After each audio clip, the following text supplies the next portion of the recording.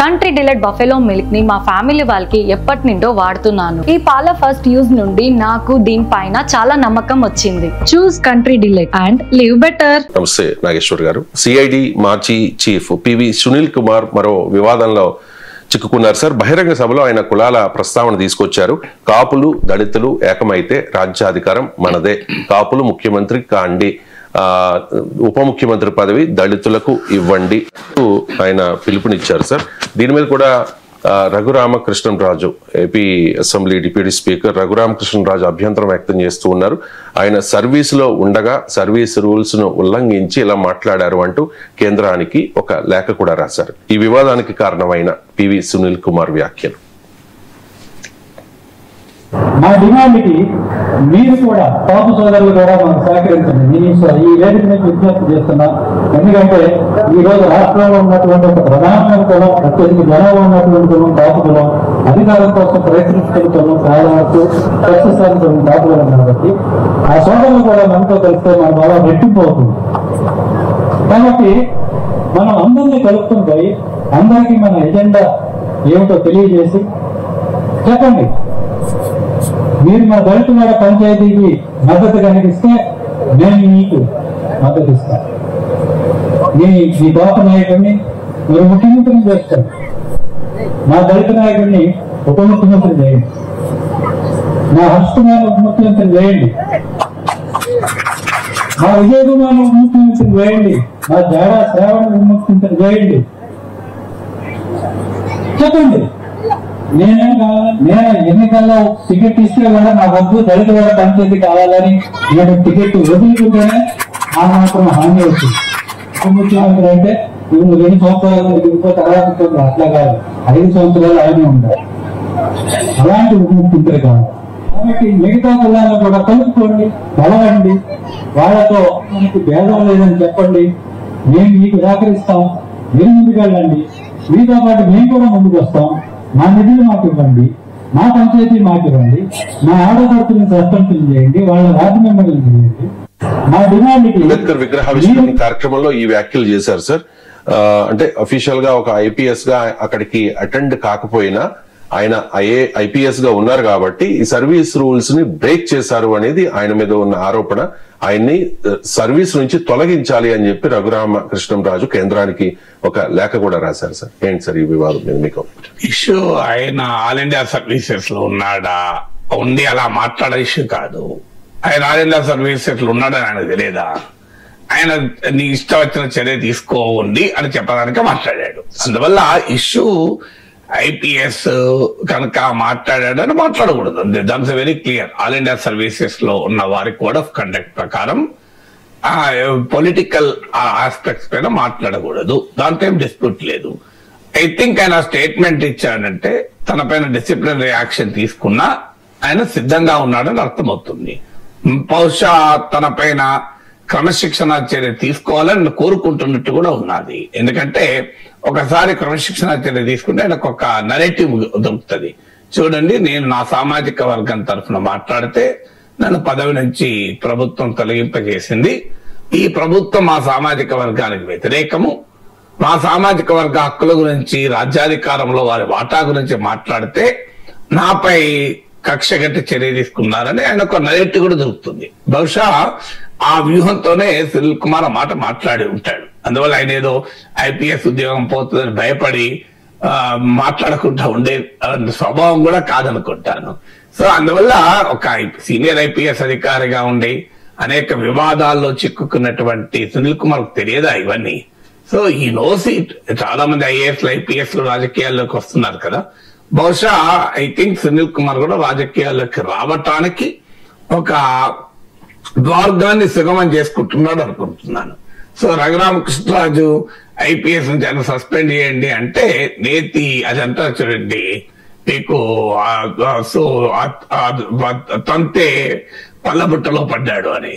So ఆ రకంగా అవుతుంది. So he will be very happy.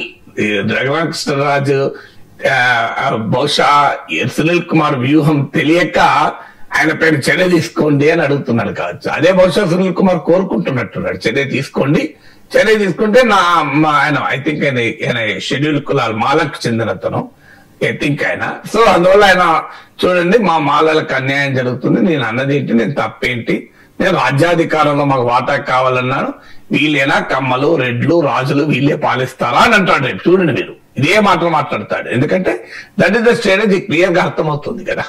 So అందువల్ల ఆయన స్ట్రాటజీలోకి రఘురామకృష్ణరాజు వెళ్తున్నట్టు కనబడుతుంది.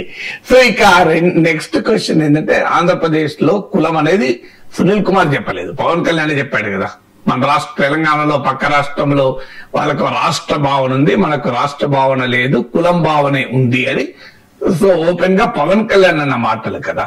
పవన్ కళ్యాణే కాదు, ఇటీవల వీకెండ్ కామెంట్ విత్ ఆర్కేలో ఏవిఎన్ రాధాకృష్ణ కూడా ఈ తాజాగా జరిగినటువంటి ఒక పరిణామాన్ని, అంటే బాలకృష్ణ చిరంజీవి ఉద్దేశించి చేసిన వ్యాఖ్యల పైన ఇది కులం రంగు పులుముకుంది, కులం కూడు పెట్టదు అంటూ తీవ్రంగా స్పందిస్తూ ఆయన కామెంట్ కూడా చేశాడు. అంటే ఆఖరికి అసెంబ్లీలో బాలకృష్ణ చిరంజీవి పైన చేసిన వ్యాఖ్యలు కూడా అది కులం రంగు పులుముకుంది అని రాధాకృష్ణ విశ్లేషణ. సో అందువల్ల ఆంధ్రప్రదేశ్ లో ఇప్పుడు పవన్ కళ్యాణ్ మాట్లాడింది, రాధాకృష్ణ మాట్లాడిన దాన్ని బట్టి ఏమర్థమవుతుంది, కులాల రాజకీయ కుంపటి ఆంధ్రప్రదేశ్ సమాజంలో ఉన్నది. అది నేను చాలాసార్లు చెప్పాను. కమ్మాస్ లో 70-80% తెలుగుదేశం ఎన్ని తప్పులు చేసినా అసంతృప్తి ఉన్నా తెలుగుదేశానికి ఓటేస్తారు. ఎందుకు? ఆ సామాజిక వర్గం మా పార్టీగా టీడీపీని ఓన్ చేసుకుంటుంది. అంటే టీడీపీ కేవలం కమ్మ ఓట్లతోనే గెలిచిందని కాదు, కమ్మాస్ అందరూ టీడీపీకే సపోర్టర్స్ అని కూడా కాదు. ఇంకా వైసీపీలో కమ్మాస్ లేరా, అన్నిట్లో ఉంటారు. కానీ ఒక బ్రాడర్ గా మీకు అనేక national election studies, centre for study of developing societies వాళ్ళ నేషనల్ ఎలక్షన్ స్టడీ చూడండి, మీరు అనేక సర్వేలు చూడండి, క్లియర్ గా కమ్మ సామాజిక వర్గం ఎన్టీ రామారావుతో స్టార్ట్ అయి మా పార్టీగా టీడీపీని ఓన్ చేసుకుంటుంది. దానికి ఉన్న హిస్టారికల్ కాంటెక్స్ట్ లో నేను చెప్పాను. అప్పటిదాకా కాంగ్రెస్ పాలనలో రెడ్డిస్ డామినేట్ చేయడము, కాంగ్రెస్ పాలనలో కమ్మాస్ కు పొలిటికల్ గుర్తింపు లేకపోవడం, ఆర్థికంగా బలమైన సామాజిక వర్గం అయి కూడా అదొక కారణమైంది. అందుకే మీకు రంగా హత్య కూడా కులం రంగు పులుముకుంది. ఇప్పుడు ఎక్కడుంది? రంగా కొడుకోము వైసీపీలో ఉన్నాడు, మీకు రంగా కొడుకోము టీడీపీలో ఉన్నాడు, మీకు దేవినేని అవినాష్ ఏమో వైసీపీలో ఉన్నాడు. సో ఎక్కడ పోయింది మరి కమ్మ కాపు గొడవ? సో కమ్మ నాయకుడు పోయేమో వైసీపీలు ఉంటాడు, కాపు నాయకుడు పోయి టీడీపీలు ఉంటాడు. కానీ ఆ రోజుల్లో మీకు కొన్ని దశాబ్దాల పాటు రంగా హత్య కమ్మ కాపు వివాదంగా కూడా మనం బాధింది కదా. సో అందువల్ల ఈవెన్ గుంటూరు ఈ ప్రాంతంలో కమ్మల ఆస్తులపై కూడా దాడులు జరిగాయి రంగా హత్య నేపథ్యంలో. సో ఇవన్నీ కూడా మనకు ఏంటి, ఆంధ్రప్రదేశ్ లో ఎడదిరిగని కులం వైపుగా వెళ్తూ ఉంటుంది. ఇక రెడ్డిస్ లో 70%, 60% జగన్మోహన్ రెడ్డి ఏం చేసినా జగన్మోహన్ రెడ్డి సపోర్ట్ చేస్తారు. క్రిస్టియన్స్ లో కూడా జగన్మోహన్ రెడ్డి మావాడు అనే భావన ఉంది మీకు. అందులో ఆంధ్రప్రదేశ్ కి వచ్చే వరకు తెలంగాణలో లేని ట్రెండ్, దళితుల్లో క్రిస్టియానిటీ పెనట్రేషన్ చాలా ఎక్కువ. వాళ్ళు అఫీషియల్ గా హిందూస్ కానీ ప్రాక్టీస్ క్రిస్టియన్స్ గా ఉంటారు. మీ గ్రామాల్లో కూడా చర్చిలు ఉంటాయి. ఎందుకంటే అక్కడ బ్రిటిష్ ఇండియాలో ఉంది కనుక ఆంధ్రప్రదేశ్, తెలంగాణలో మీకు నైజాం పాలనలో ఉండడం వల్ల క్రిస్టియానిటీ పెనట్రేషన్ కూడా ఎక్కువ. ఇప్పుడు మీకు మాలా కమ్యూనిటీలో తీసుకోండి, గణనీయంగా క్రిస్టియానిటీ ఉంటారు. సో అందువల్ల ఈ డైమెన్షన్స్ అన్ని ఆంధ్రప్రదేశ్ లో ఉన్నాయి. సో అందువల్ల కమ్మాస్ ఒకవైపు, రెడ్డిస్ ఒకవైపు రాజకీయంగా పొలరైజ్ అయ్యి సమాజాన్ని పొలరైజ్ చేసి రాజకీయ పార్టీలు కూడా తమ అవసరాల కొరకు ఈ ట్రెండ్ ను ప్రోత్సహించిన సందర్భాలు కూడా ఉన్నాయి. మీకు జగన్మోహన్ రెడ్డి కమ్మ పేరు పెట్టి తిట్టిన సందర్భాలు ఉన్నాయి. అమరావతిని కమ్మల రాజధాని అని వ్యాఖ్యానించిన సందర్భం ఉంది. మీకు పవన్ కళ్యాణ్, లోకేష్లు జగన్ రెడ్డి అని గట్టిగా ఆ రెడ్డి అన్న పదాన్ని గట్టిగా నొక్కి చెప్పి మాట్లాడతారు. మీరు చూడండి, జగన్ అన్నది జగన్ రెడ్డి అంటారు. మీరు గమనించండి. నారా లోకేష్ యోగలం ఉపన్యాసాలు చూడండి, పవన్ కళ్యాణ్ చూడండి, జగన్ రెడ్డి అని ఒత్తి చెప్తారు. ఎందుకు? సో ఆ రకంగా వాళ్ళు రెడ్డి అనే ఒక డైమెన్షన్ వాళ్ళు చెప్తుంటారు. సో టీడీపీలో రెడ్డి లేరా? టీడీపీలో కూడా బోళ్ళు సోమిరెడ్డి చంద్రమోహన్ రెడ్డి బోళ్ళు రెడ్లు ఉన్నారు కదా టీడీపీలో. అయినా కూడా ఆ కాస్ట్ పోలరైజేషన్ క్లియర్ గా కనబడుతోంది. మళ్ళీ ఎవరినో అటాక్ చేసుకోవాలనుకున్నా తమ కులాలతోనే అటాక్ చేస్తారు. చంద్రబాబు నాయుడు కొడాలి నాని తిడతాడు, పవన్ కళ్యాణ్ పేర్ని నాని తిడతాడు, మీకు అంబటి రాంబాబు తిడతాడు. ఇంత కుళ్ళిపోయిన రాజకీయం ఆంధ్రప్రదేశ్ లో కనబడుతోంది. సో అందులో సహజంగానే ఇంకొక డైమెన్షన్ సునీల్ కుమార్ చెప్పిన డైమెన్షన్, మరి కమ్మారెడ్లకు అనుకూలంగా కాపులు ఎంతకాలం ఉండాలి, దళితులు ఎంతకాలం ఉండాలి. ఇప్పుడు దళితు ఈ సెక్షన్ మాకు రాజ్యాధికారం అవసరం లేదా అనే క్వశ్చన్ ముందుకు వస్తుంది. ఇది సమాజంలోనే ఉన్న ట్రెండ్ గనక దాన్ని కొత్తగా పొలిటికల్ స్టార్ట్అప్ పెట్టాలనుకున్న వాళ్ళు దాన్ని ఉపయోగించుకుంటారు కదా. బహుశా నాకు తెలిసినంత వరకు సునీల్ కుమార్ కూడా ఎన్నికల లోపల ఏదో ఒక రాజకీయ రూపాన్ని సంతరించుకుంటారు. ఆయన సొంతగా పార్టీ పెట్టుకుంటాడా లేకుంటే వైఎస్ఆర్ కాంగ్రెస్ లో చేరుతాడా తెలియదు. ఎందుకంటే ఆయన ఇప్పటికే ఆఫీసర్ గా ఉంటూనే తన సామాజిక వర్గాన్ని ఆర్గనైజ్ చేస్తూ రకరకాల సంఘాలు పెడుతూ అంబేద్కరైట్ సంఘాలు పెడుతూ ఈ వ్యవహారం నడుపుతున్నాడు. అందుకే ఆ మీటింగ్ కూడా అదే కదా. సో అందువల్ల తన సామాజిక వర్గంలో తాను నాయకులకు కావాలి అనే ఒక ప్రయత్నం. ఎందుకంటే పొలిటికల్ లీడర్ అయితే మిగతా వివాదాలన్నీ ఈజీగా అటాక్ పరిష్కరించుకోవచ్చు. సో అందువల్ల తనపై టీడీపీ ప్రభుత్వము, రఘురామకృష్ణరాజు ఇవన్నీ కూడా ఆయన తన ఆయుధాలుగా మలుచుకుంటాడు. అందులో భాగమే ఇప్పుడు ఈ వ్యాఖ్య చేయడం. అందువల్ల కాపులు దళితులు ఏకమైతే అనే కాంబినేషన్ తేవడం వల్ల ఒక న్యూ పొలిటికల్ కాన్ఫిగరేషన్ కు స్కోప్ ఉంది అని. అందుకే మీకు ఆంధ్రప్రదేశ్ లో చూడండి, ఒక 20-25% టీడీపీకి వైసీపీకి సంబంధం లేని ఓటర్ ఉంటాడు. కాపు ఓటు అటు ఇటు డ్రిఫ్ట్ అవుతూ ఉంటుంది. 2009 లో ప్రజారాజ్యానికి అనుకూలంగా పడింది. 2014 లో చిరంజీవి ప్రజారాజ్యాన్ని మూసేయడము, రాష్ట్ర విభజన నేపథ్యంలో టీడీపీ వైపుగా కాపు ఓటు షిఫ్ట్ అయింది. పవన్ కళ్యాణ్ కూడా టీడీపీ కూటమిలో ఉండడము. 2019 లో అనేక రకాల విషయాల మీద కాపు రిజర్వేషన్ల సమస్య కావచ్చు, ముద్రగడ వ్యవహారం కావచ్చు, 2019 కి వచ్చారు కాపు ఓటు వైసీపీకి షిఫ్ట్ అయింది. మీరు ఎకనామిక్ అండ్ పొలిటికల్ వీక్లీలో ఆంధ్ర పాలిటిక్స్ ఆంధ్ర ఎలక్షన్స్ కొట్టండి, దీనిపైన రీసెర్చ్ ఆర్టికల్స్ కూడా ఉంటాయి ఎలా కాపు ఓటు డ్రిఫ్ట్ అయింది అని. సో 2024 కి వచ్చే వరకు మళ్ళీ పవన్ కళ్యాణ్ టీడీపీ కలవడము, చంద్రబాబు నాయుడు కలవడం వల్ల పెద్ద ఎత్తున ఒక అన్నేచురల్ సోషల్ కన్సాలిడేషన్, ఒక అసహజమైన సామాజిక సమీకరణ మీకు చూసాం. అదే ఆంధ్రప్రదేశ్ లో ఉన్న కమ్మా కాపు అలైన్మెంట్. ఇది చాలా బలంగా ఉంది, ఇప్పటికీ బలంగా ఉంది, ఈవెన్ టుడే ఎలక్షన్ అయిపోయిన తర్వాత కూడా. సో దానివల్లనే మీకు టీడీపీ జనసేనల మధ్య భారీగా ఓట్ ట్రాన్స్ఫర్ కూడా అయింది. అందువల్ల ఇప్పుడు ఈ కూటమిని అన్స్టేబుల్ చేయాలి అనుకునే ఎవరైనా వేసే ఎత్తుగడ ఏంటంటే కాపు ఓటును ఈ కూటమి నుంచి దూరం చేయాలి, ముఖ్యంగా టీడీపీ నుంచి దూరం చేయాలి. కాపు కమ్మ ఓటర్లను విడగొట్టాలన్నది ప్రత్యర్థుల రాజకీయ వ్యూహం అయి ఉంటుంది. ఎందుకు యాంటీ కమ్మ పొలిటికల్ కన్సాలిడేషన్ చేయడం అనేది జగన్మోహన్ రెడ్డి రాజకీయ వ్యూహం కదా. అందుకే ఆయన కమ్మాస్ పైన ప్రత్యేకంగా అటాక్ చేశాడు. ఏంటి ఆయన పార్టీలో కమ్మాస్ లేరా? కమ్మాస్ ఉండొచ్చు, అది వ్యక్తులుగా కాదు. ఆడ ఇష్యూ ఏంటంటే కమ్మాస్ కు వ్యతిరేకంగా మిగతా కాస్ట్లను కనుక యునైట్ చేస్తే తనకు ప్రయోజనం దక్కుతుందని జగన్ వ్యూహాత్మకంగా కమ్మాస్ అటాక్ చేయడం, మీకు అమరావతిని కమ్మ రాజధానిగా చెప్పడం, ఇవన్నీ కూడా దాంట్లో భాగం. సో దానికి కౌంటర్ గా కమ్మ కాపుల్ని కలిపాడు చంద్రబాబు నాయుడు. సో దాన్ని విడగొట్టాలన్నది ఇప్పుడు ప్రత్యర్థుల వ్యూహం. విడగొట్టాలన్న దానికి ఎన్నికల ముందు నుంచి కూడా ప్రయత్నం జరిగింది. ముద్రగడ్డ రూపంలో, అరుణావరం జోగయ్య రూపంలో పవన్ కళ్యాణ్ రెచ్చగొట్టింది. కాపుల ఓట్లు తీసుకెళ్లి మీరు కమ్మలు పడుతారా, సో మీరు కాపులకు అన్యాయం చేస్తున్నారు, 70 సీట్లు అడగండి అని రెచ్చగొట్టిన సందర్భం చూసాం. వాళ్ళు రెచ్చగొట్టి ఎక్కడ తేలారు? మళ్ళీ వైసీపీలో తేలారు. వాళ్ళు తేలకు ముందు నుంచి చెప్తున్నారు నేను వైసీపీలో తేలుతారు చూడండి అని.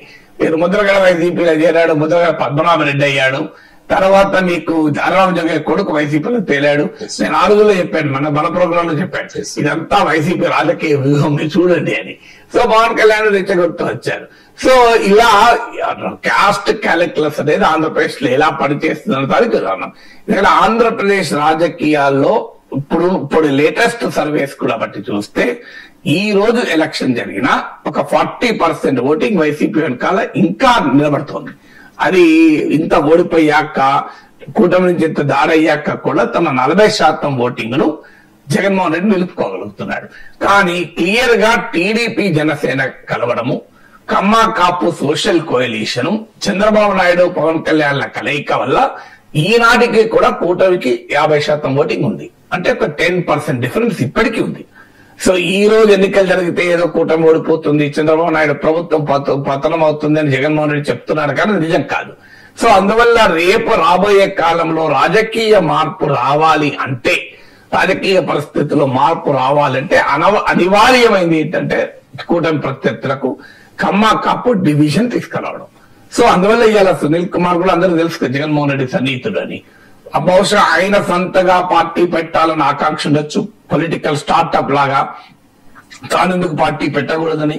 లేదనుకుంటే జగన్మోహన్ రెడ్డికి ప్రయోజనకరంగా ఉండేలా ఆ కమ్మ కాపులు డివైడ్ చేయాలన్న రాజకీయ వ్యూహం ఉండొచ్చు. డివైడ్ చేస్తానికి కాపులందరినీ మీరు వైసీపీ ఓటేయండి అనలేడు గనక కాపులందరినీ దళితులు ఏకమైతే న్యూ సోషల్ కోalition ఫామ్ అవుతుంది అని. సో అందువల్ల ఇది నార్త్ ఇండియాలో మనం చాలాసార్లు చూసాం. ఇప్పుడు ఎప్పుడైతే యాదవ్ ఫినామినా వచ్చిందో మండల్ పాలిటిక్స్ అనంతరం ఉత్తరప్రదేశ్, బీహార్ లో బీజేపీ ఏం చేసింది, నాన్ యాదవ్ ఓబీసీలను అట్రాక్ట్ చేయడం మొదలుపెట్టింది. అందులో బీహార్ లో నితీష్ కుమార్ అందుకు ఒక ఆయుధంగా వాడుకుంది. మాయావతి ఫినామినన్ ఎప్పుడైతే దళిత్ కాన్షియస్నెస్ పెంచిందో ఆమె దళిత్ చమర్ దళిత్ కనుక నాన్ చమర్ కాస్ట్ లను బీజేపీ పోగు చేయడం మొదలుపెట్టింది. అప్పర్ కాస్ట్ ఎలాగో బీజేపీతో ఉంది. సో ఇలా రాజకీయాల్లో నార్త్ ఇండియాలో చూసాం కులం ఏ రకమైన ప్రభావం భయంకరంగా చూపుతుంది అని. సో అది ఇప్పటికీ కూడా చూడండి, నితీష్ కుమార్ కు ఇంత వ్యతిరేకత ఉన్నా కూడా ఎందుకంత పొలిటికల్ గా రెలవెంట్ ఉన్నాడు. 36% బీహార్ పాపులేషన్ లో మోస్ట్ బ్యాక్వర్డ్ కాస్ట్ ఆ సెక్షన్ ఇప్పటికీ నితీష్ కుమార్ వెనకాలంది. అందువల్ల పర్ఫార్మెన్స్ ను బట్టి ఇతర ఓటర్లు మారుతారు, అంటే ప్రభుత్వ పనితీరును బట్టి. కులం ఆధారంగా ఉన్న ఓటు మారదు కదా, నువ్వు పనిచేసినా పని చేయకపోయినా నీ కులం వాళ్ళు కోటేస్తుంటారు. అందువల్ల రాజకీయ నాయకులు కులాన్ని ఒక ఆయుధంగా వాడుకుంటుంటారు. సో అందులో భాగంగానే ఇప్పుడు Congress party Dalit vote attract చేసేటప్పుడు దళిత్ ఓటర్లు ఏ రకంగా డిఫరెన్స్ తేవాలి, కొన్నిసార్లు జెన్యూన్ ఇష్యూ పైన కూడా డివిజన్ తేవచ్చు, కొన్నిసార్లు కృత్రిమంగా కూడా ఇష్యూస్ క్రియేట్ కావచ్చు. ఇప్పుడు ముస్లిం సమాజం అంతా బీజేపీకి వ్యతిరేకంగా ఉంది కనుక బీజేపీ ఏం చేస్తుంది, దాంట్లో పాస్మండా ముస్లిమ్స్ అని తీసుకొచ్చింది. అంటే పాస్మండా ముస్లిమ్స్ 70% వాళ్ళే, అంటే వెనకబడిన ముస్లింలు. సో ఇలా ప్రతి కమ్యూనిటీ దళిత్ ఓటంతా ఒకవైపు ఉండకుండా మాలా మాదిగా డివిజన్ వచ్చింది. అఫ్ కోర్స్ దాని యొక్క ఇష్యూ కూడా వర్గీకరణ ఒక జెన్యూన్ ఇష్యూ ఉండడం కూడా ఉపయోగపడ్డది. సో అలా మీకు అంటే ఇష్యూ జెన్యూన్ ఇష్యూ ఉండొచ్చు, లేదా ఆర్టిఫిషియల్ క్రియేటెడ్ ఇష్యూ ఉండొచ్చు. రాజకీయ పార్టీలు ఏం చేస్తాయంటే ఒక కాస్ట్ కన్సాలిడేషన్ డివైడ్ చేస్తానికి ఎత్తుగడగా వ్యూహాత్మకంగా చేస్తాయి. అందువల్ల ఒక న్యూ పొలిటికల్ సోషో పొలిటికల్ రియలైన్మెంట్ కొరకు ఎత్తుగడగా కాపులు దళితులు కలిస్తే, అంటే కమ్మారెడ్డి కాక మిగతా కులాలని కలిస్తే బలమైన ఫోర్స్ అవుతాం. ఈ రెండు కులాలే ఎందుకు రాజ్యాధికారం ఉండాలి, వాళ్ళ దృష్టిలో రాజ్యాధికారం అంటే చీఫ్ మినిస్టర్స్. రియాలిటీ కూడా ఏంటి, ప్రజలకు కూడా కనబడేది, మీరు ఉమ్మడి ఆంధ్రప్రదేశ్ ఇప్పటి వరకు తీయండి, రెడ్డిస్ కమ్మాసే ముఖ్యమంత్రులుగా ఉంటారు. నిజమే కదది, that the fact of life. అత్యధిక మంది ముఖ్యమంత్రులు రెడ్డిస్ ఆర్ కమ్మాసే ఉంటారు. మిగతా కులాల్లో ఈ రియాలిటీ కాస్త ట్రిగర్ గా పనిచేసేటువంటి అవకాశం ఉంటుంది. నాయకులు మరి కులం పేరిట చూడొచ్చా అంటే సమాజంలో చూస్తున్నారు కదా, చూసే కదా టికెట్లు ఇస్తున్నారు, లేకపోతే ఎందుకు టికెట్లు ఇస్తున్నారు. సో అందువల్ల మీకు పవన్ కళ్యాణ్ లాంటి వారు కూడా నేను కులాన్ని పట్టించుకోను అనేవాడు కూడా నేను కాపును కాదని అనగలనా, నేను ఆ కులంలో పుట్టాను కదా అని అంటుంటాడు చూడండి. సో అందువల్ల ఇది రాజకీయాల్లో సమాజంలో కులం యొక్క ప్రభావం తెలుసు కనుక దాన్ని వాడుకుంటుంటారు. అందులో భాగంగానే సునీల్ కుమార్ ఏదో ఐపీఎస్ ఆఫీసర్ గా మాట్లాడాడు, ఆయన పైన చర్య తీసుకోవాలనేది రఘురామకృష్ణరాజు అండర్స్టాండింగ్ చాలా సూపర్ఫిషియల్. ఆయన పొలిటీషియన్ గా మారిపోయాడని దానికి అర్థమవుతుంది కదా. బహుశా అనేది కోరుకుంటున్నాడు, తాను కోరుకునేది రఘురామకృష్ణరాజు వడ్డిస్తా అంటే అభ్యంతరం చెప్తాడు. సో రఘురామకృష్ణరాజు థ్యాంక్స్ చెప్తారు సునీల్ కుమార్, థ్యాంక్స్ సార్, నన్ను తొందరగా ఐపీఎస్ నుంచి సస్పెండ్ చేస్తే నాకు ఈ సమస్య కూడా ఉండదు, నేను వెళ్ళి సమాజంలో హాయిగా చూడు, నా కులం హక్కుల గురించి నేను మాట్లాడితే నాపై కక్ష కట్టి చర్య తీసుకునేలా చేసింది కూటమి ప్రభుత్వం అని చెప్పుకోవడానికి ఉపయోగపడుతుంది ఆయనకు. ఇక పార్లమెంట్ శీతకాల సమావేశాల సందర్భంగా ప్రధాని మోదీ ప్రతిపక్షాలని ఉద్దేశించి చేసిన వ్యాఖ్యల మీద, ఈ డ్రామా వ్యాఖ్యల మీద ప్రతిపక్షాలు అభ్యంతరం వ్యక్తం చేస్తూ ఉన్నాయి సార్. నాటకాలకు పార్లమెంట్ వేదిక కాదు, ఇక్కడ డ్రామాలాడొద్దు, నిస్పృహ వెళ్ళగక్కడానికి సభను వాడుకుంటూ ఉన్నారు, అలాగే వ్యూహాన్ని మార్చుకోండి లేకపోతే నేనే టిప్స్ చెబుతానంటూ కాస్త ఘాటుగా వ్యాఖ్యానించారు. ఒకసారి బయట ड्रामा करने के लिए जगह बहुत होती है, जिसको करना है करते रहे, यहां ड्रामा नहीं डिलीवरी होनी चाहिए। नारे के लिए भी जितने नारे बुलवाने वो पूरा देश खाली पड़ा है। जहां पराजित होकर के आए वहां बोल चुके हो, जहां अभी पराजय के लिए जाने वाले हो वहां भी बोल दीजिए, लेकिन यहां तो नारे नहीं नीति पर बल देना चाहिए। और वो आपकी नीयत होनी चाहिए। साथियों, हो सकता है राजनीति में नेगेटिविटी कुछ काम आती होगी, ड्रामा करने के लिए जगह बहुत होती है जिसको करना। అండ్ కాంగ్రెస్ సభ్యురాలు రేణుకా చౌదరి పార్లమెంట్ కు ఒక కుక్కను తీసుకొచ్చారు సార్. ఐ మీన్ సునకాన్ని తీసుకొచ్చారు. ఎందుకు తీసుకొచ్చారు అని అడిగితే తప్పేముంది, ఇది ఎవరిని కరవదు, కుక్కలా కరిచే వాళ్ళందరూ పార్లమెంట్ లోనే ఉన్నారు అంటూ మాట్లాడారు. ఆ మాటల మీద కూడా బీజేపీ సభ్యులు అభ్యంతరం వ్యక్తం చేస్తూ ఉన్నారు. ఒకసారి రేణుకా చౌదరి బయట. जानवर को पसंद नहीं करते ना सरकार, गूंगा जानवर गाड़ी में चले गए तो इनको क्या तकलीफ है? काटने वाला कुत्ता दिखा के इतनी सी तो है, काटने वाला और है पार्लियामेंट में, कुत्ते नहीं। सिक्योरिटी कंसर्न कौन सी सिक्योरिटी कंसर्न है? उसका भी पास करता है। अच्छा बना दो, बाकी तो हम क्या बोले, जानवर को पसंद नहीं करते ना। సార్, ప్రతిపక్షాల నిరసనల్ని డ్రామాతో పోల్చుతూ ఉన్నారు మోదీ. అండ్ రేణుకా చౌదరి అయితే పార్లమెంట్ సభ్యుల్ని, ఐ మీన్ అధికార పక్ష సభ్యుల్ని కుక్కతో పోల్చుతూ ఉన్నారు సార్. మన వాళ్ళ ఎన్నికలు పంపించింది ఇందుకోసమే.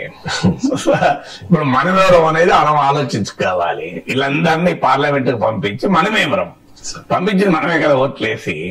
మనం ఎందుకు పంపించాము, వీళ్ళు పోయి ఏం చేస్తున్నారు అనేది. ఇప్పుడు అధికార పార్టీ ప్రతిపక్ష పార్టీ రెండు కూడా కంప్లీట్ టోటల్ కొలాప్స్ ట్రస్ట్. ప్రతిపక్షం పైన కనీస గౌరవం మోడీకి లేదు. ఆయన అసలు పార్లమెంట్ కి రాడు, అపోజిషన్ ప్రశ్నలకు ఆన్సర్ చేయడు, అఖిలపక్ష మీటింగ్లకు హాజరు కాడు. మీరు గమనించండి, ఇప్పుడు పార్లమెంట్ సమయంలో కూడా రాజ్నాథ్ సింగ్ నాయకత్వంలో మీటింగ్ జరిగింది. కానీ రాజ్యసభ లోక్సభలో పార్టీ నాయకుడు ఎవరు? లోక్సభలో పార్టీ నాయకుడు నరేంద్ర మోడీ కదా. ఇది leader of the house. So leader of the house will never lead the house. ఏంటి అసలు? సో ఆయన మీకు నా స్థాయి కాదు అని అనుకుంటాడా ప్రధానమంత్రి? తెలియదు. సో బహుశా దేశ ప్రధానుల్లో ఎవరు కూడా ఈ స్థాయిలో పార్లమెంట్ ను తృణీకరించలే. సో సభలో నచ్చినా నచ్చకపోయినా కూర్చుంటారు. ఇక జవహర్లాల్ నెహ్రూ లాంటి వాళ్ళు గురించి మనం చెప్తూ ఉంటాం. అక్కడ కిందకు ఎవరైనా, ఈవెన్ వాజ్పేయి లాంటి వాళ్ళు కూడా they were accountable to parliament. So Narendra Modi తాను పార్లమెంట్ కి అకౌంటబుల్ కాదు అని భావిస్తాడు. అందువల్లనే పార్లమెంట్ కు రాడు, ప్రతిపక్షాల ప్రశ్నలకు ఆన్సర్ చేయడు, అక్కడ ప్రతిపక్ష ఆల్ పార్టీ మీటింగ్ అటెండ్ కాడు. సో అందువల్ల ఆ మోడీకి ప్రతిపక్షం పట్ల ఉండే భావనది. సో ఇక ప్రతిపక్షానికి కూడా టార్గెట్ మోడీయే. రోజు మోడీని విమర్శించడం, మోడీని తిట్టడం తప్ప వేరే యాక్టివిటీ ఉండడం లేదు. సో ఇప్పుడు సభను జరగకుండా చేస్తే ఎవరికి నష్టం? సభను జరిగేలా చేస్తే ప్రతిపక్షానికి నష్టం. ప్రతిపక్షానికి కూడా వ్యూహం లేదు. మోడీ అన్నది అదే, మీకు వ్యూహం ఉండాలి, నేనే చెప్తా కాదంటే టిప్స్ అని. సో ఎప్పుడు కూడా అధికార పార్టీకి సభ జరగకపోతే లాభం. అందుకే కొన్ని సందర్భాల్లో ప్రభుత్వ ఇబ్బందులు ఉన్నప్పుడు అధికార పార్టీ కూడా సభను ఆపుతున్న సందర్భాలు ఉన్నాయి. మీకు అదాని ఇష్యూ వచ్చినప్పుడు మీకు బీజేపీ రాహుల్ గాంధీ ఎక్కడో చేసిన వ్యాఖ్యలు పట్టుకుని సభను జరగకుండా చేయలేదా? మరి అది డ్రామా కాదా? ఇప్పుడు మోడీ ప్రతిపక్షాన్ని నడిసిన డ్రామా అన్నాడు. మీకు ఒక వన్ ఆఫ్ ద సెషన్స్ లో అధికార పార్టీ సభను అడ్డుకున్నది. రాహుల్ గాంధీ ఎక్కడో స్టేట్మెంట్ ఇచ్చాడు, యూకేలోనో ఎక్కడో విదేశాల్లో. సో రాహుల్ గాంధీ దేశాన్ని అవమానించాడని చెప్పి అసలు సభ జరగకుండా అధికార పార్టీ చేసింది. మరి దాన్ని ఏమంటారు? పోనీ ప్రతిపక్షంలో బీజేపీ ఉన్నప్పుడు ఇంతకన్నా డిఫరెంట్ గా వివరించిందా? 10 ఏళ్ల పాటు సభ జరగనిచ్చిందా? Let us see the history. Drama అంటే ఆ డ్రామాలో ఎవరు తక్కువేమీ కాదు. రాజకీయ పార్టీలు ఎవరు అధికారంలో ఉన్నా, ప్రతిపక్షాలు ఎవరున్నా వ్యవహారం మార్చలేదు. ఇప్పుడు కాదు, గజల మల్లారెడ్డి అనే కవి ఏనాడో అన్నాడు, కలికాలపు మేసభరా ఎదిరా కర్మకాలి చట్టసభలు కాదు కదా. ఆయన శాసనసభ అన్నాడు, మనం దాన్ని చట్టసభను మార్చుకోవాలి. సో అందువల్ల మీకు ఢిల్లీకి చెందిన ఒక పబ్లిక్ స్కూల్ స్టూడెంట్స్ ను పార్లమెంట్ చూసి వచ్చాక మీకు ఎలా అనిపించింది అని అడిగితే వాళ్ళు అన్నది ఏంటంటే, we will not be allowed to behave like this in our school అన్నారు. మా స్కూల్లో మమ్మల్ని ఇలా ప్రవర్తించనియరు అని అన్నారు. మీకు లైవ్ టెలివిజన్ కనుక పెడితే పార్లమెంట్ వస్తే పిల్లలు తెలుసుకుంటారు, అన్నం తినేవాడు కూడా తినడు. అందుకే తల్లులు వెంటనే పార్లమెంట్ వస్తుంది, లైవ్ వస్తుంది ఆపండి అనే పరిస్థితి అక్కడ తెచ్చుకున్నాం కదా. సో అందువల్ల there is absolutely no trust. Budget నే చర్చ లేకుండా ఆమోదిస్తున్నాం, పెద్ద సీరియస్ చట్టాలు చర్చ లేకుండా ఆమోదిస్తున్నాం. చర్చ జరిగితే ఓటింగ్ డిమాండ్ అయితే వాళ్ళు సస్పెండ్ చేస్తారు. ఇప్పుడు మీరు వ్యవసాయ చట్టాల పైన చర్చ డిమాండ్ చేసినందుకు సభ్యులు సస్పెండ్ చేసి వామోసింపజేసుకున్నారు. అసలు సెలెక్ట్ కమిటీ స్టాండింగ్ కమిటీకి పంపడం అనేది పూర్తిగా తగ్గిపోయింది. మీరు పార్లమెంట్ సమావేశం అయ్యే రోజులే తగ్గిపోయాయి. మీరు పిఆర్ఎస్ ఇండియా లెజిస్లేటివ్ వింగ్ వాళ్ళ రీసెర్చ్ ప్రకారం number of days of parliament session బాగా తగ్గిపోయాయి. అందువల్ల there is a complete collapse of parliamentary institution భారతదేశంలో ఒక ఆందోళన కలిగించే అంశం.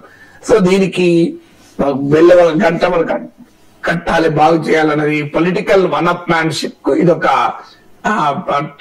మార్పుగా మారింది. ఇందులో తప్పేంటి అని అడిగితే మీడియా తప్పు కూడా ఉంది. పార్లమెంట్ లో అల్లరి చేస్తేనే మనం కవర్ చేస్తాం, పార్లమెంట్ లో సీరియస్ గా గంట చర్చ జరిగితే ఆ కవరే కాదు అది. సో ఆ స్థాయికి వచ్చింది. నేను శాసనసభలో శాసన మండలిలో 2007 లో ఎంటర్ అయిన తర్వాత ధరల పెరుగుదల పైన చర్చ జరిగితే ఒక ½ an hour మాట్లాడాను. సో కంప్లీట్ గా ప్రైస్ రైజ్ కు రీజన్స్ ఏంటి, ఎలా తగ్గించాలి, ప్రాక్టికల్ మెజర్స్ ఏంటి, రకరకాల ఎకనామిక్ కాన్సెప్ట్స్ ఏం చెప్తున్నాయి అని వివరంగా మాట్లాడాను. ఆ కాసు కృష్ణారెడ్డి ఎప్పుడు సివిల్ సప్లైస్ మినిస్టర్ నాకు గుర్తు, ఆయన నా సీట్ దగ్గరికి వచ్చి సార్ ఒక టీకి రండి సార్, మీ సలహాలు చాలా ఉపయోగపడతాయి, మాకు చాలా బాగా మాట్లాడారు. అధికార ప్రతిపక్ష వీళ్ళందరూ నన్ను పూర్తిగా మెచ్చుకున్నారు. ఇట్లా మాట్లాడాలి సార్, నీలాగా స్టడీ చేసి అని. ఏం జరిగింది, తెల్లారి పేపర్లో ఎక్కడ ఒక వార్త 2 లైన్లు లేవు. అది నాలాంటి మాట్లాడితే, ఎందుకంటే అక్కడ ఉన్న ఎడిటర్లు అంతా నా ఫ్రెండ్సే, సీనియర్లు, జూనియర్లు, క్లాస్మేట్స్, ఎడిటర్స్ అంతా స్నేహితులే. తెలుగు మీడియాలో అది టీవీ ఛానల్ కానీ న్యూస్ పేపర్లు కానీ అందరూ ఫ్రెండ్సే. కానీ పేపర్లో మాత్రం తెలుగే కాదు, ఈవెన్ ఇంగ్లీష్ పేపర్లు అయినా హైదరాబాద్ నుంచి వచ్చేది. సో ఇంత మీడియాతో పరిచయాలున్న నేను మాట్లాడింది 1 నిమిషం, 2 లైన్లు కవర్ కాలే. కానీ అదే నేను ఒక పొట్లకాయ మెడకేసుకొని ఒక సొరకాయ ఇట్లా పట్టుకొని అనపకాయ వెళ్ళుంటే నా సామీరంగా పేరు వల్ల ఫోటోలు సహా వచ్చేది. ధరల పెరుగుదలతో నినదించిన నాగేశ్వర్, శాసన మండలిలో ప్రొఫెసర్ కొత్త అవతారం అని చెప్పి పేరు వల్ల వచ్చేది. మా ఓటర్లు అందరూ ఆనందపడేవారు, అబ్బా మా సారు మేమంతా ఓటేసి పంపిస్తే మా గురించి ఎంత మంచిగా మాట్లాడుతున్నాడని. కానీ నేను అన్ఫార్చునేట్లీ స్టడీ చేసిపోయి మాట్లాడాను. ఏమీ స్టడీ చేయకుండా పొట్లకాయలు సొరకాయలు పట్టుకొని మునక్కాయలు పట్టుకొని కొట్టుకుంటాను అన్ను నేనే. మునక్కాయలతో కొట్టుకుంటా, పొట్లకాయ మెడకేసుకొని సొరకాయ ఇట్లా గదలాగా పట్టుకొని మునక్కాయతో కొట్టుకుంటా కనుక సభలోకి వెళ్ళుంటే నాకు సస్పెండ్ చేసేవాళ్ళు. కొంతసేపు నా డ్రామా, మోడీ భాషలో చెప్పాలంటే డ్రామా నడిపితేనే కదా కూడా మీడియాలో కవరేజ్ వచ్చేది. ఎందుకంటే డ్రామా ఎంటర్టైనింగ్ గా ఉంటది కదా, స్పీచ్ ఎంటర్టైనింగ్ గా ఉండదు. అందువల్ల తలా పాపం తిలా పెడికడు అందరు కలిసి ప్రజాస్వామ్యాన్ని ఈ స్థాయికి తీసుకొస్తున్నారు. ఇది ఎవరు తప్పని వెతుక్కుంటాం. సో అందువల్ల ఎవరికి అకౌంటబుల్ కాని పరిస్థితి ఉంది కదా. ఇక డైరెక్టర్ రాజ్ తో సమంత మ్యారేజ్ జరిగింది సార్. సమంత సెకండ్ మ్యారేజ్ మీద సోషల్ మీడియాలో నిన్న విపరీతమైన చర్చ. అంటే తన లైఫ్ తను చూసుకుంది, తప్పే ఉంది సెకండ్ మ్యారేజ్ చేసుకుంటే అని కొందరు, లేదు నాగ చైతన్యకి అన్యాయం చేసింది, డైవర్స్ తీసుకుని తప్పు చేసింది. అంటే ఈ టైప్ ఆఫ్, అంటే ఎవరి స్వేచ్ఛ వాళ్ళకు ఉంటుంది కదా సార్ సోషల్ మీడియాలో. కోయంబత్తూరులోని ఈషా కేంద్రంలో కుటుంబ సభ్యులు సన్నిహితుల మధ్య చాలా నిరాడంబరంగా యోగా సాంప్రదాయ విధానమైన భూత శుద్ధి వివాహంతో ఒక్కటయ్యారు సార్ ఈ జంట. దీని మీద కూడా పెద్ద ఎత్తున చర్చ జరుగుతోంది. ఏంటి ఈ భూత శుద్ధి వివాహం ఇవన్నీ అని చెప్పేసి. దాన్ని పక్కన పెడితే ఈ నెటిజన్ల గోల సార్, తప్పని కొందరు, కాదు కరెక్ట్ అని మరికొందరు. ఏమంటారు? ఇప్పుడు సోషల్ మీడియాలో మాట్లాడడానికి స్వేచ్ఛ ఉంటుంది, కానీ తమ పెళ్లి తాము చేసుకునే స్వేచ్ఛ వాళ్ళకు ఉండదా? సమంతకైనా నాగ చైతన్యకైనా. ఇప్పుడు ఇద్దరు విడాకులు తీసుకున్నారు చట్టబద్ధంగా. ఐ థింక్ ఇద్దరికి మళ్ళీ పెళ్లిళ్ళు అవుతున్నాయి. పెద్ద నేరం ఏంటి ఇందులో? సో దీన్ని ఏమంటారంటే పారా సోషల్ బిహేవియర్ అంటారు. ఇప్పుడు this a new word para social అని. ఇది Cambridge university word of the year ఈ పారా సోషల్ అని. వాస్తవంగా 1960s లోనే అనుకుంటాను ఈ వర్డ్ వచ్చింది, చాలా ముందు వచ్చింది, కానీ ఇప్పుడు పాపులర్ అయింది. ఈ పారా సోషల్ ఏంటంటే టీవీలో సోషల్ మీడియాలో తాము అనుకరిస్తున్న ఫ్యాన్ ఫాలోయింగ్ ఒక రకమైన ఎమోషనల్ బాండ్ పెట్టుకుంటారు. ఈ నాట్ ఈవెన్ క్యారెక్టర్స్ కదా, ఆ క్యారెక్టర్స్ తో సహా మనుషులే అవసరం లేదు. మీరు ఫేవరెట్ టీవీ షోలో ఒకటి జరిగితే తనకే జరిగినట్టుగా ఫీల్ అవుతుంటారు. మీకు టీవీ సీరియల్స్ లో ఒకటి జరిగితే తామకే జరిగినట్టుగా ఫీల్ అవుతారు. అంటే యాక్టర్స్ అనే కాదు, సెలబ్రిటీస్ అనే కాదు, ఇంక్లూడింగ్ క్యారెక్టర్స్ విషయంలో కూడా కొన్ని రకాల క్యారెక్టర్స్ పైన ఆ రకమైన అనుబంధాన్ని పెంచుకుంటారు. అంటే ఒక ఎమోషనల్ రిలేషన్షిప్ వాళ్ళతో కల్టివేట్ చేసుకుంటారు. సెలబ్రిటీలతో ఒక ఎమోషనల్ రిలేషన్షిప్ కల్టివేట్ చేసుకోవడం వల్ల వారు ఏమి చేసినా వీళ్ళు భరించలేరు. అది ఎట్లా ఫీల్ అవుతారంటే అది తమ జీవితాల్లోనే జరుగుతున్నట్లుగా భావిస్తారు. ఇంట్రెస్టింగ్ ఏంటంటే ఇదే జనం కుటుంబంలో జరిగేదాన్ని పట్టించుకోరు, పక్క అపార్ట్మెంట్ పట్టించుకోరు, ఇంటి పక్కల గురించి పట్టించుకోరు. కానీ ఇక ఇలాంటి విషయాలు అంటే ఇప్పుడు సమంత పెళ్లి చేసుకుంటే తమ దగ్గరే తమ కుటుంబంలోనో తమ కమ్యూనిటీలోనో తమ చుట్టూ ఉన్నటువంటి సమాజంలోనో జరుగుతున్నట్టుగా ఫీల్ అవుతారు. అంత ఎమోషనల్ రిలేషన్షిప్ పెరగడాన్ని పారాసోషల్ టెండెంటీ అంటారు. So this is a phenomenon of పారాసోషల్ behaviour. అంటే దాని వెనకాలన్న సైకాలజీ అది. సో ఇలా రియాక్ట్ కావటానికి ఉన్నటువంటి బిహేవియర్ ఏంటంటే పారాసోషల్ బిహేవియర్. సైకాలజిస్ట్ లో పెట్టిన ఒక ఇంట్రెస్టింగ్ కాన్సెప్ట్ ఇది. సో దీని ఈ రెండవది ఏంటంటే ఈ సెలబ్రిటీ చేసి అంటే సెలబ్రిటీల వ్యక్తిగత జీవితాల్లోకి కూడా తొంగి చూసి ఈ రకమైనటువంటి క్రేజీ ఉన్నది పెరుగుతూ ఉంటుంది. అంటే వారు ఎలా భోజనం చేశారు, వాళ్ళు ఎలా డ్రెస్ వేసుకున్నారు, వాళ్ళు లీజర్ టైం ఎలా గడుపుతున్నారు, వాళ్ళు ఏమైనా ఫారిన్ టూర్లకు వెళ్ళారా, వాళ్ళ రిలేషన్షిప్స్ ఏమవుతున్నాయి. So every bit of the scrutinize చేస్తుంటారు. చాలా ఆశ్చర్యం వేస్తుంది. వారి జీవితాల గురించి తమ ఇంట్లో తమ అక్క చెల్లెళ్ళ అన్నదమ్ముల జీవితాల్లో జరిగేవి తెలియదు కానీ ఈ సెలబ్రిటీల జీవితాల్లో జరిగేటువంటి ప్రతి అంశాన్ని తెలుసుకుంటుంటారు. అదొక మేజర్ క్రేజ్. దానికి తగ్గట్టుగా సెలబ్రిటీలు కూడా తమ పర్సనల్ లైఫ్ లో జరిగేటువంటి అంశాల్ని అడపాదడపా షేర్ కూడా చేస్తుంటారు. ఇప్పుడు ఎవరైనా మలేషియా వెళ్ళామనుకొని మలేషియా వెళ్ళాను అని ఒక వీడియో పెడతారు. సో మలేషియాలో తిరిగింది ఫోటో పెడతారు. పెట్టడం నేరమని నేను అన్నను. ఎవరమైనా ఆనందంగా ఒక దగ్గరికి వెళ్తే మనం షేర్ చేసుకుంటాం, తప్పేమీ కాదు. కానీ అది ఫ్యాన్ ఫాలోయింగ్ అట్రాక్ట్ చేసేటువంటి ఉద్దేశంతో షేర్ చేసుకుంటారు. షేర్ చేసుకున్న తర్వాత మన ఫ్యాన్స్ దాని మీద రియాక్ట్ అవుతారు, కాకుండా ఉండరు కదా. షేర్ చేసుకోకపోతే డిఫరెంట్ స్టోరీ. నేను ఒక బీచ్కి వెళ్ళాను, నేను అండమాన్ బీచ్కి వెళ్ళాను. బీచ్కి వెళ్ళి ఓ వీడియో తీసుకొని ఫోటోలు తీసుకొని నేను ఇంట్లో పెట్టుకుంటాను, నన్ను ఎవరు అడగరు. కానీ అండమాన్స్ బీచ్ లో నాగేశ్వర్ అని పెట్టుకున్నాను అనుకోండి, తప్పేమీ కాదు. సో ప్రొఫెసర్ నాగేశ్వర్ అనే వ్యక్తి చాలా సీరియస్ గా అనాలిసిస్ చేయడమే కాదు, the other side of the life ఫ్యామిలీతో కొంత రిలాక్స్ కూడా అవుతాడు అని చాలా మంది కొంతమంది పాజిటివ్ గా రేగుతారు. గుడ్ సార్, అప్పుడప్పుడు ఇలా చేయాలి సార్ అంటారు. ఇంకోరు ఏమైనా నువ్వు కూడా బీచ్ లో తిరుగుతున్నావు అని ఇంకోటి పెడతాడు. ఇలా పెట్టేందుకు బాధపడకూడదు. అలా అనుకున్నప్పుడు ఈ వీడియోలు పెట్టకు.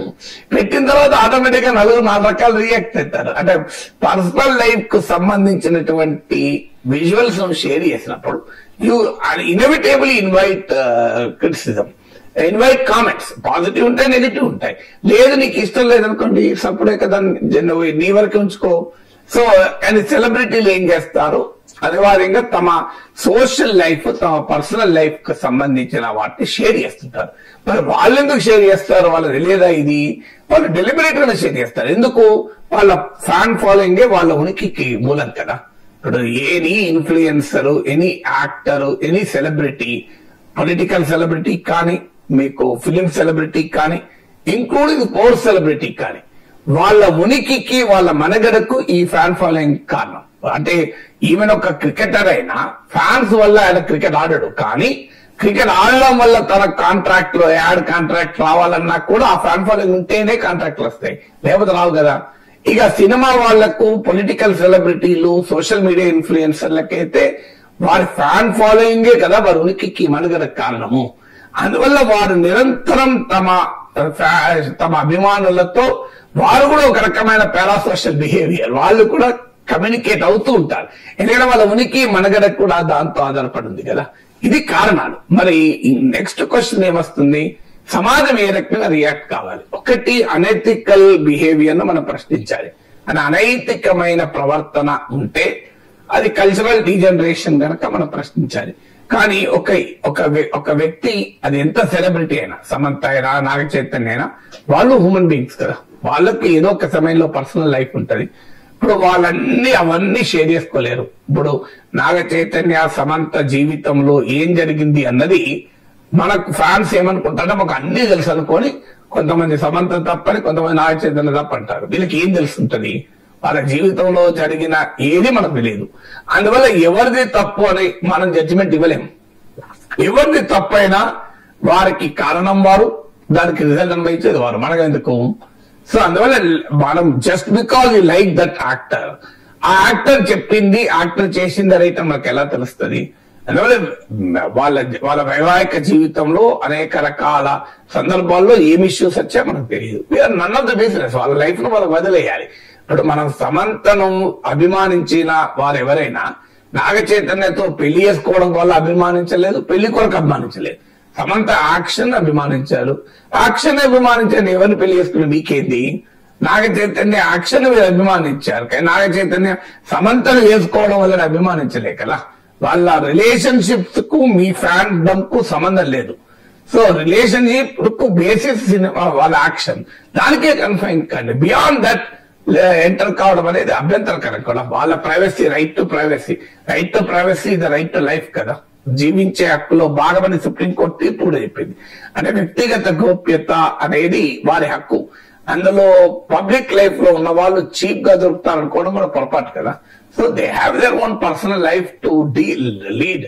సో హూమ్ వీఆర్, ఇప్పుడు వారు ఎవరెవరు వాళ్ళిద్దరు కలిసి ఉండాలా ఉండకూడదా అని.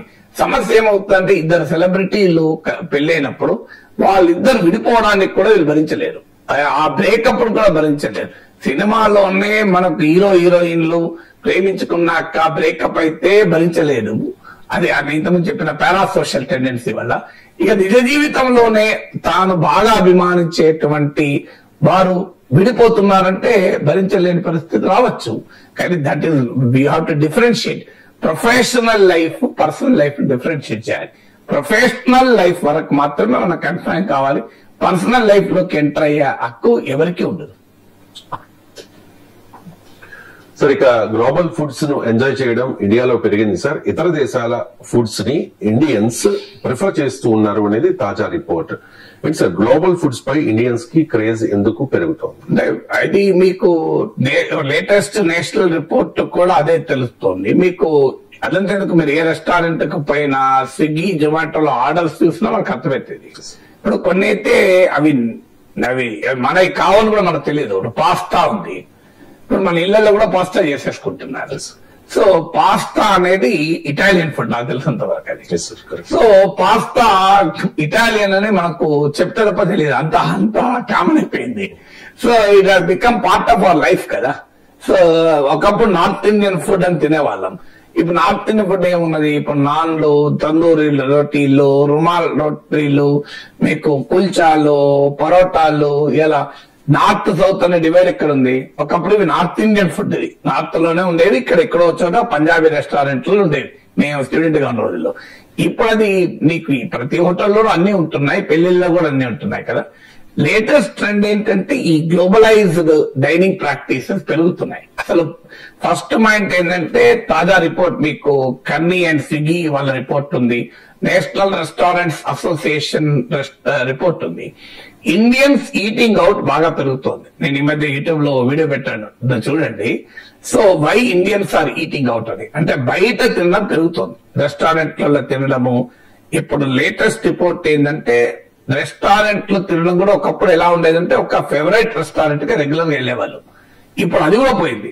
రెస్టారెంట్లను మారుస్తున్నారు. 30% చేంజ్ అవుతున్నది. అంటే ఎప్పటికప్పుడు కొత్త రెస్టారెంట్. లాస్ట్ టైం ఈ రెస్టారెంట్ కి వెళ్ళా, ఇప్పుడు కొత్త రెస్టారెంట్.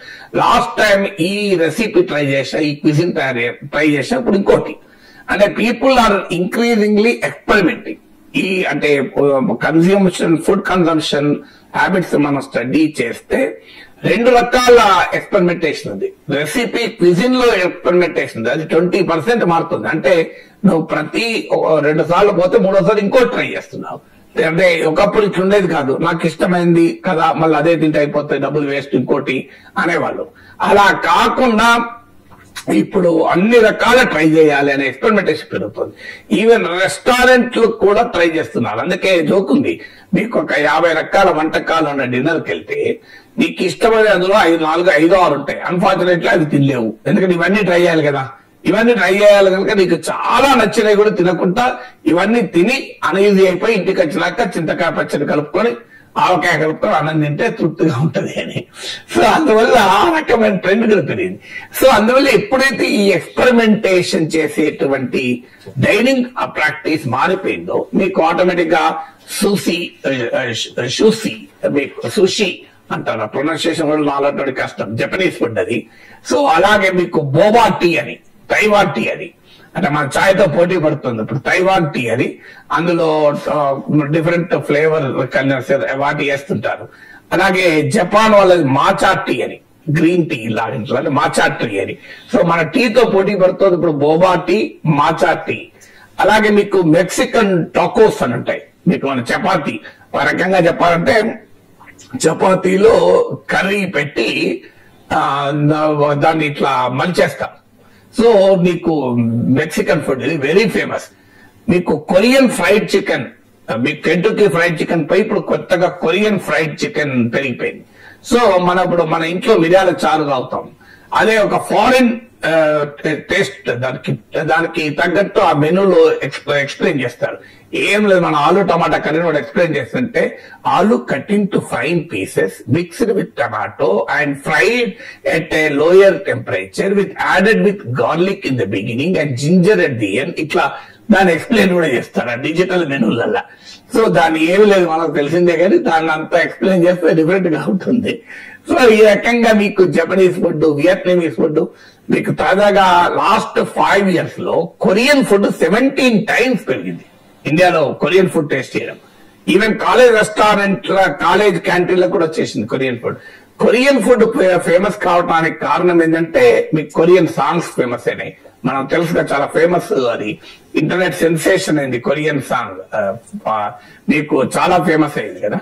సో కొరియన్ సాంగ్, అలాగే మీకు కొరియన్ డాన్స్, కొరియన్ మ్యూజిక్ మామూలు పాపులర్ కాలేదు. సో సోషల్ మీడియాలో ఏమవుతుంది అంటే ఈ భాష అనేది బార్డర్ దాటిపోతుంది, సరిహద్దులు. మీకు ఐ థింక్ ఓజీలో అనుకుంటా కదా జపనీస్ పాట ఉంటుంది. సో ఓజీలే కదా ఓజీ. సో జపనీస్ పాట అది మీరు ఎవరైనా పాట చూస్తుంటే మనం కూడా ఎంజాయ్ చేస్తాం. జపనీస్ రాకపోయినా అంటే అది ఏందో మనకు అర్థం కూడా కాదు. సో అది మీకు తమిళ్ పాట ఉంది చూడండి, వైటు మూను వైటు వైటు అని. సో ఏమిటా అనిపిస్తుంది, కొలావారెడ్డి అని ఎంత ఊగిపోయింది అసలు మొత్తం. సో తెలుగు వాళ్ళు కూడా కొలావారెడ్డి సో అనే డాన్సులు చేశారు కదా. సో మ్యూజిక్ అది నో లాంగ్వేజ్, మ్యూజిక్ అనే దానికి భాష ఉండదు. అందువల్ల మీకు ఇప్పుడు కొరియన్ మ్యూజిక్ పాపులర్ అయింది, కొరియన్ సాంగ్ పాపులర్ అయింది, కొరియన్ డాన్స్ పాపులర్ అయింది. దానివల్ల ఏమైందంటే కొరియన్ ఫుడ్ కూడా పాపులర్ అయింది. మీకు Korean food is heavily popular. ఒక రకంగా రూలింగ్, మీకు అవుట్లుక్ అనే ఒక ప్రామినెంట్ మ్యాగజైన్ లో కొరియన్ కల్చర్ ఇండియాలో ఎలా పాపులర్ అయిందని ఒక కవర్ స్టోరీ వేశారు. అంత ఫేమస్ అయింది కొరియన్. 17 times లాస్ట్ 5 years లో కొరియన్ ఫుడ్ కన్సంప్షన్ పెరగడం. ఇక వియత్నమీస్ ఫుడ్ కన్సంప్షన్ పెరగడం 6 times పెరిగింది. మీకు మెక్సికన్ ఫుడ్ కన్సంప్షన్ 3.7 times పెరిగింది. సో దట్ డజంట్ మీన్ మన ఇండియన్ ఫుడ్ తింటలేరని కాదు. మీరు లాస్ట్ హైదరాబాద్ లో చూడండి, లాస్ట్ 2-3 years లో తెలుగు ఫుడ్ రెస్టారెంట్లు చాలా పెరిగాయి. ఒకప్పుడు నేను అనేవాడిని కమ్మటి తెలుగు భోజనం దొరకడం లేదయ్యా అని. ఇప్పుడు తెలుగు భోజనాలు మీకు మన ఇళ్లలో తినే తెలుగు భోజనాలు విపరీతంగా పెరిగాయి. మీకు ఎందుకు పెరిగాయి? ట్రెండ్ అంటే గ్లోబల్ ఫుడ్ ఒక్కటే తింటలేరు, ఇండియన్ ఫుడ్ తింటున్నారు. తెలంగాణ వచ్చాక మీరు చూడండి, తెలంగాణ ఫుడ్స్ అని చెప్పి మొదలయ్యాయి. తెలంగాణ వెరైటీస్ కూడా మీకు వడ్డిస్తున్నారు చూడండి మీరు. సో అందువల్ల తెలంగాణకు సంబంధించినటువంటి ఫుడ్స్ వెరైటీ. తెలంగాణ మూమెంట్ వచ్చినప్పుడు తెలంగాణలో చేసే సర్వపిండి అసలు స్వీట్ హౌజుల్లో కూడా సర్వపిండి అమ్మడం మొదలు పెట్టారు. అంటే ఒక ఐడెంటిటీ పెరుగుతున్న కొద్దీ దానికి సంబంధించిన ఫుడ్స్ కూడా పాపులర్ అవుతూ ఉంటాయి. సో అందువల్ల మీకు హైదరాబాద్ బిర్యానీ టేస్టా, మలబార్ బిర్యానీ టేస్టా అని చెప్పి పెద్ద చర్చ కూడా జరిగింది. దానిపైన శశి థరూర్ మలబార్ బిర్యానీ టేస్టీగా ఉంటుందంటే కేటీఆర్ హైదరాబాద్ బిర్యానీ అని, ఈ మధ్య చంద్రబాబు నాయుడు హైదరాబాద్ బిర్యానీ నేనే ప్రమోట్ చేసిన అనడం. అంటే ఈ ఐడెంటిటీతో ఫుడ్ ను కూడా ఇంపార్టెంట్ అవుతుంది. ఎందుకు మరి ఈ ట్రెండ్ జరుగుతుంది? ఒకటి కారణం గ్లోబలైజ్. ఇప్పుడు మీకు అమెరికాలో వెళ్తే, అమెరికాలో ఇంట్రెస్టింగ్ థింగ్ ఏంటంటే అమెరికన్ ఫుడ్ అంటే ఏంటనేది దొరుకుడు కష్టమవుతుంది. అమెరికాలో అమెరికన్ ఫుడ్, అమెరికన్ రెస్టారెంట్ కి పోయినా what is true American food nobody knows, very difficult. ఎందుకు? అమెరికా ఇది మెల్టింగ్ ప్లాట్ ఆఫ్ కల్చర్స్. అంటే ఈ 400 ఏళ్ల అమెరికన్ హిస్టరీలో తీసుకుంటే అనేక దేశాల నుంచి అక్కడికి రావడం. అసలు అమెరికా ఇట్సెల్ఫ్ ఇది యూరోపియన్ కాలనీ కదా. సో ఇలా రకరకాల దేశాల ఫుడ్లు ఉంటాయి, మీకు అవన్నీ ట్రై చేస్తుంటారు. మనం వెళ్ళినప్పుడు కూడా ఇష్టం ఉన్నా లేకపోయినా పిల్లలు ఏం చేస్తారు, అయ్యా నాన్న వచ్చాడు, అమ్మ వచ్చింది, అమ్మ నాన్న ఇదో ఈ టాకోస్ ట్రై.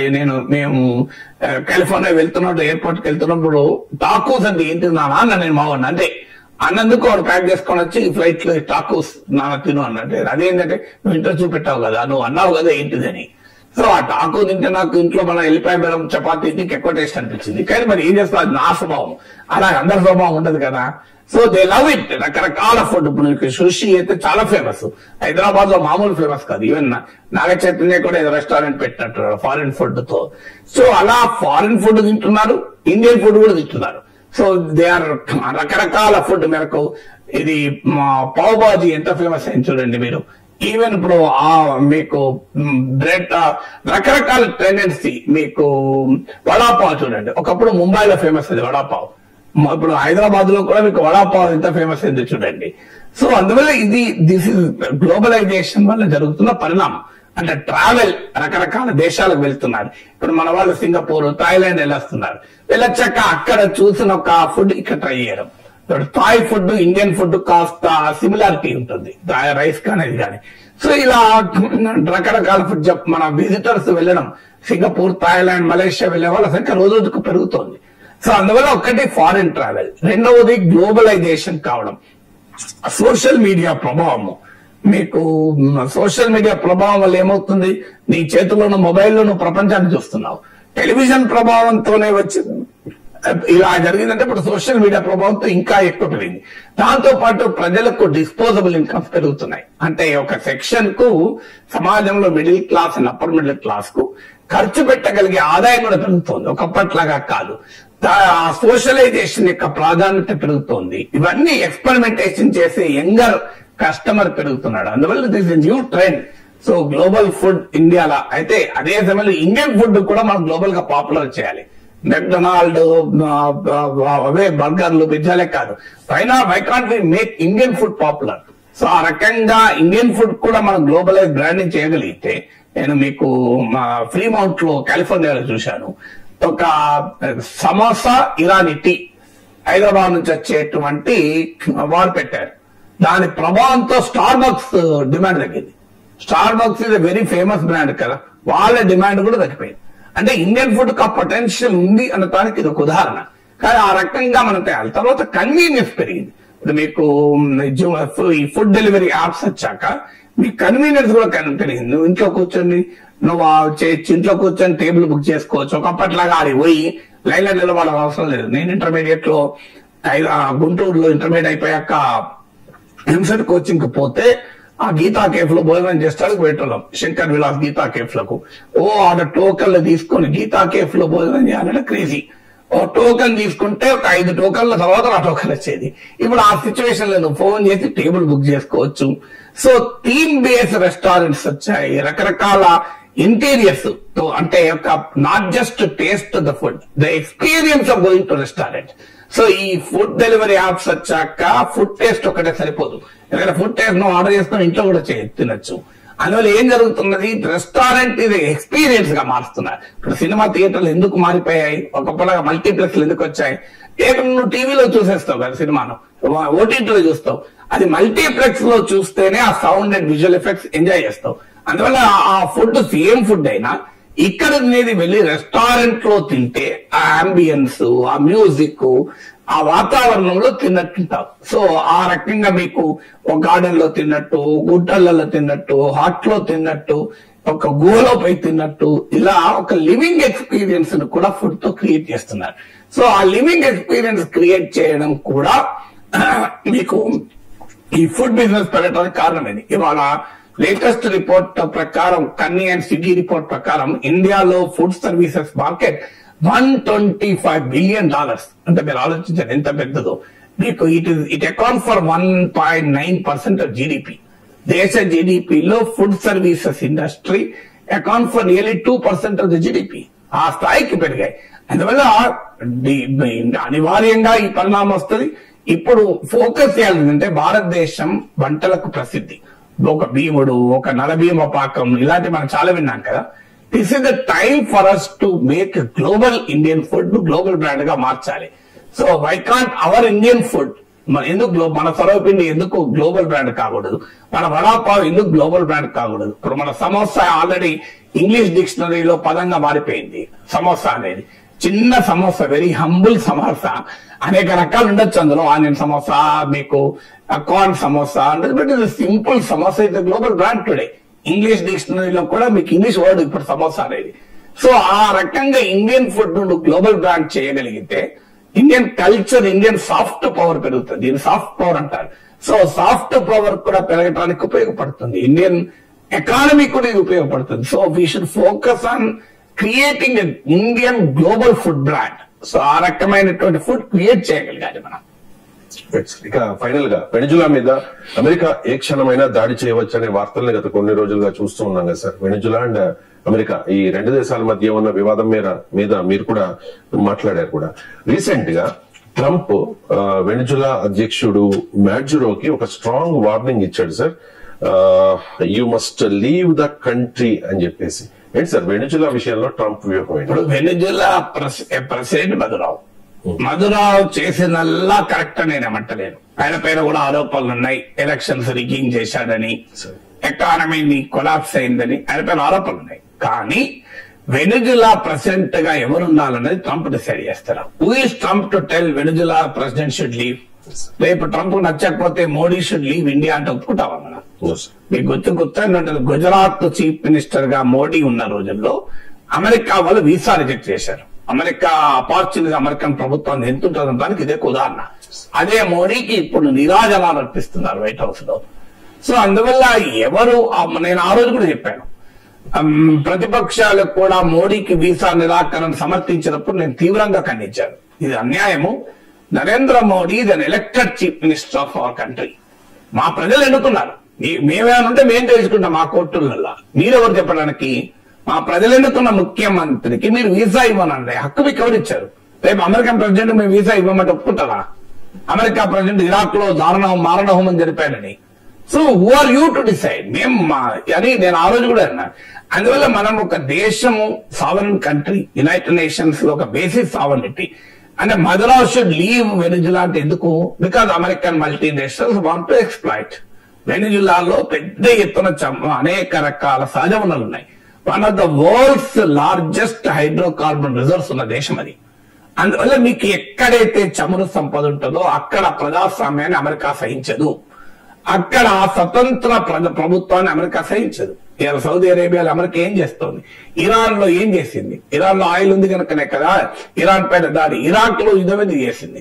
సో అందువల్ల మీకు వెనిజులా నుంచి మధురా వెళ్ళిపోతే వెనిజులా సహజ వనరులను తాను క్యాప్చర్ చేయొచ్చు అనేది అమెరికా లక్ష్యం. అందుకే వెనిజులా అపోజిషన్ లీడర్ కు నోబెల్ ప్రైజ్లు వస్తాయి. వెనిజులాలో ఎలక్టెడ్ ప్రెసిడెంట్ కాదు, అపోజిషన్ లీడర్ ప్రెసిడెంట్ గా మేము గుర్తిస్తామంటారు. అందువల్ల వెనిజులా ప్రజల నిర్ణయాన్ని అమెరికాకు అవుట్ సోర్స్ చేసుకుంటోంది బలవంతంగా. నేను డిసైడ్ చేస్తా మీకు ఎవరు ప్రెసిడెంట్ గా ఉండాలని. పోనీ నిజంగానే వెనిజులాలో ప్రజాస్వామ్యం కొరకే ఇలా చేస్తోంది, అక్కడ అరాచకత్వం రాజ్యం ఏలెత్తుంది, నిరంకుశత్వం ఉంది కనుక ప్రజల్ని రక్షించడానికే చేస్తుందని అనుకుందాం. ఆఫ్ఘనిస్తాన్ లో ఏం చేశారు? ఆఫ్ఘనిస్తాన్ లో యుద్ధం చేసి తమ అనుకూల ప్రభుత్వాన్ని 20 ఏళ్లు నడిపి తర్వాత తాలిబాన్లకే ఆఫ్ఘనిస్తాన్ ను వదిలేసి గుడ్ తాలిబాన్, బ్యాడ్ తాలిబాన్ ఇలా బయటకు వచ్చి ఇలా పరిస్థితి మార్చారు కదా. సిరియాలో ఒకప్పుడు మీరే తీవ్రవాదిగా ప్రకటించి $1 కోటి బౌంటీ ప్రకటించారు. అల్ షరా వైట్ హౌస్ లో ఘనమైన స్వాగతం పలికారు కదా. మీ అమెరికా దేశంలోనే ఉన్న ఒక న్యూయార్క్ నగర ప్రజలు ఎన్నుకున్న జోహర్ మమ్దానీ కోమో శత్రువయ్యాడు ట్రంప్ కు. అల్ ఖైదా, ఐసిస్ తో సంబంధాలున్న తీవ్రవాది అని అమెరికానే ప్రకటించిన సిరియన్ ప్రెసిడెంట్ అల్ షరామో ఫ్రెండ్ అయ్యాడు. ఎంత దారుణం చూడండి. ఎలక్టెడ్ ప్రెసిడెంట్ ఆఫ్ పాకిస్తాన్ ఏమైనా అసీం మునీర్, చేతి నిండా రక్తం మరకడతో ఉన్న అసీం మునీర్ మీకు ఒక గొప్ప ఆతిథ్యాన్ని ఇచ్చారు కదా. ఇలా ఇరాక్ లో వెపన్స్ ఆఫ్ మాస్ డిస్ట్రక్షన్ అంటే జన విధ్వంసక ఆయుధాలు ఉన్నాయని చెప్పి మీరు వెళ్లి సద్దాం హుస్సేన్ చంపారు. ఇరాక్ లో ఏ ప్రజాస్వామ్యాన్ని తెచ్చారు? ఇరాక్ ఏమైనా డెవలప్డ్ కంట్రీ అయిందా? 3-4 దశాబ్దాలు అయిపోయినాయి కదా. ఇరాక్ వార్ ఫస్ట్ వార్ జరిగింది 1981 కదా. మీకు ఇరాక్ వారు జరిగింది, మీరు ఏం చేయగలిగారు ఇరాక్ లో? లిబియాలో ప్రజాస్వామ్యాన్ని తెచ్చారా? అసలు అమెరికా ఆపరేషన్ వల్ల ప్రపంచంలో ఏ దేశంలో ప్రజాస్వామ్యం మనగడ సాధించింది? ఉదాహరణ చెప్పండి. అందువల్ల it is a clear case of exploiting ఆ దేశ రిసోర్సెస్. రెజీమ్ చేంజ్ అంటే ఆ దేశంలో ఉన్న ప్రభుత్వాన్ని మార్చేసి తమ అనుకూల ప్రభుత్వాలు పెట్టుకొని అక్కడున్న చమురు సంపద, ఖనిజ సంపదను తీసుకోవాలనేది లక్ష్యం. ఎందుకంటే అమెరికానే కదా ట్రంప్ చేస్తున్న, ప్రపంచం అంతా చేస్తున్న పని అదే కదా. ఉక్రెయిన్ లో కూడా చేస్తున్నది మినరల్ డీలే కదా. సో అందువల్ల వెనిజులా మా అధ్యక్షుడైన మదురావు మంచివాడా చెడ్డవాడా వేరే చర్చ. వెనిజులా భవిష్యత్తును అక్కడ ప్రజలు నేర్చుకుంటారు. ఇక ఆ మనిషి ఒక ఆపరేషన్ చేయాలనుకున్నప్పుడు ఏం చేస్తారు? ఇప్పుడు సద్దాం హుస్సేన్ చంపాలనుకున్నప్పుడు సద్దాం హుస్సేన్ చేసిన పాపం ఏంటి అంటే యూరోలో ఆయిల్ ట్రేడ్ మొదలు పెట్టాడు. అది భరించలేకపోయారు, డాలర్లకు నష్టం జరుగుతుంది అని. ఇరాన్ తో యుద్ధం అప్పుడు అమెరికానే సద్దాం హుస్సేన్ సపోర్ట్ చేసింది. సద్దాం హుస్సేన్ తన ఆయుధాలు లేవంటే మేమే కదా ఇచ్చింది, లేకపోవడం ఏంటి అని అమెరికా అన్నది. సో అలా పరిస్థితి ఏంటి? అదే సద్దాం హుస్సేన్ ఎప్పుడైతే తమ ఆయిల్ ట్రేడ్ ఇంట్రెస్ట్లకు విరుద్ధంగా తిరిగాడో ఆయన అంతం చేసింది. అందువల్ల ఇరాక్ లోనైనా ఎక్కడైనా అమెరికా ప్రభుత్వ వైఖరి ఏంటి అంటే తమ ఎకనామిక్ ఎక్స్ప్లాయిటేషన్, తమ ఆర్థిక దోపిడీకి ఉపయోగపడే ప్రభుత్వాలు ఉండాలి. సౌదీ అరేబియాలో అలాంటి రాజులు ఉండాలి. మీకు అలాంటి వాళ్ళుంటే అల్షరా ఆయన తీవ్రవాదైనా మనకు స్నేహితుడే, అసీం మునీర్ లాంటి దుర్మార్గులైన స్నేహితుడే.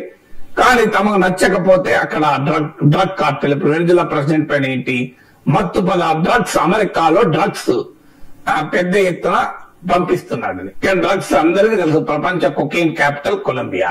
మరి కొలంబియా మీద ఏం చేస్తలేడు ట్రంప్. సో ట్రంప్ యొక్క అమెరికా విధానం అది. ఇప్పుడు ఒక దేశాన్ని కొట్టాలనుకున్నప్పుడు అటాక్ చేస్తారు. ఇప్పుడు ఉక్రెయిన్ వారికి మోడీ కారణం లేదా?